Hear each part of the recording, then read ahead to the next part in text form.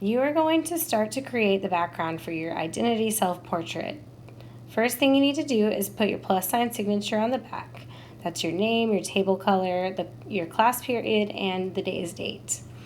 Once you've done that, you want to lightly sketch with pencil an underdrawing. Now this underdrawing is going to be super light since you're painting on top, and you really don't have to put too many lines.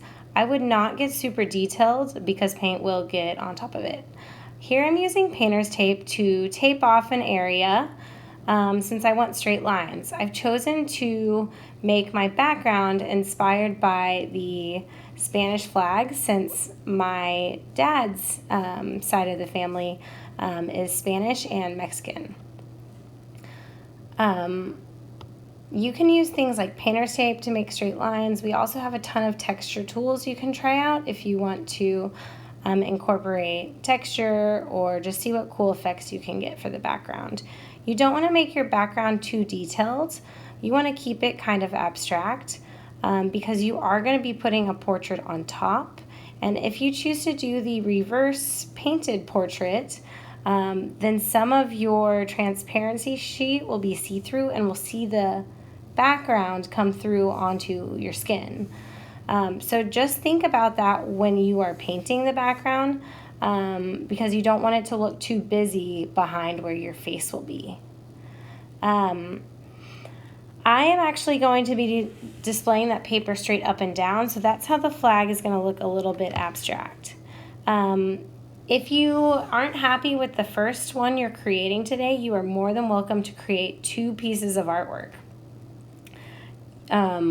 Notice that I said you'll make 2 pieces of artwork, so you're not ever going to throw anything away if you're not happy with it.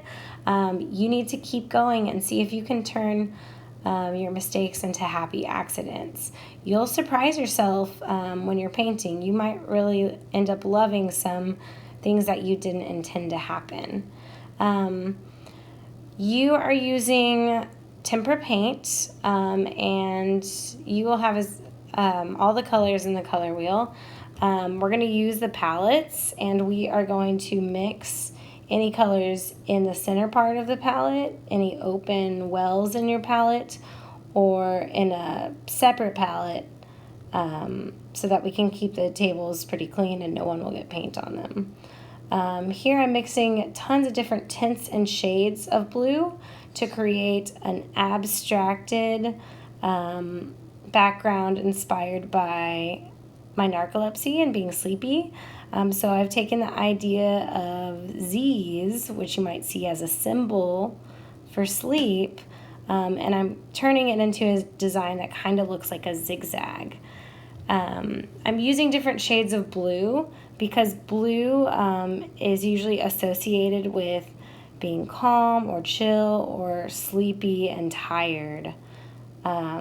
So really think about your color choice.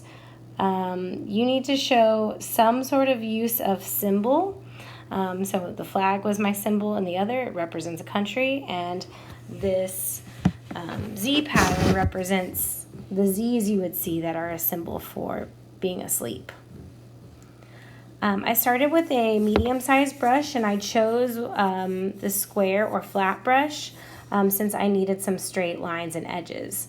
I put down the basic shapes after putting a sketch down, but now I'm going in with my smaller brush to clean up any lines or edges, and also move around any globs of paint that were just sitting on the paper. When you're using tempera paint, you want to make sure that you use the sponge that's sitting in the right side of my water bowl to dry your brush. If your paint is too thin, it's going to look transparent, and also the excessive water might pop a hole in your paper.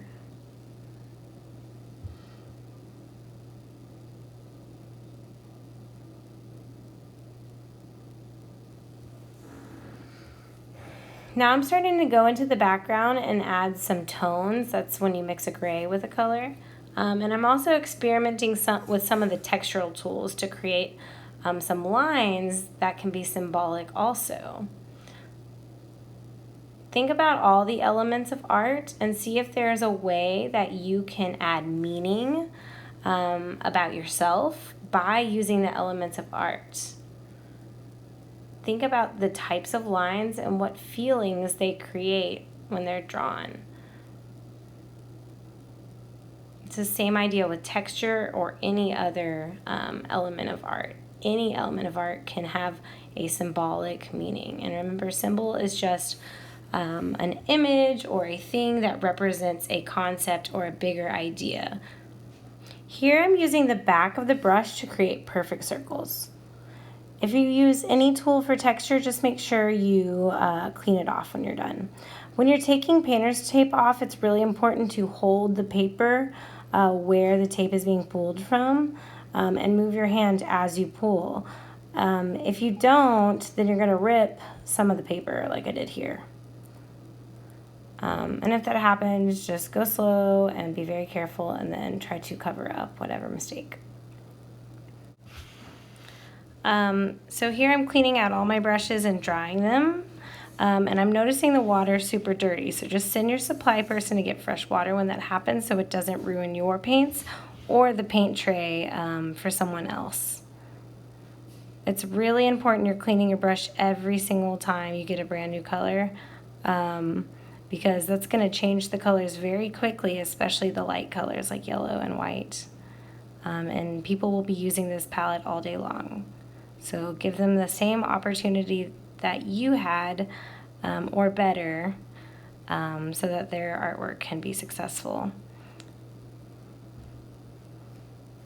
As I talked about earlier, really look at the way the bristles look and figure out if that's the type of brush you need for the lines or shapes you're trying to create.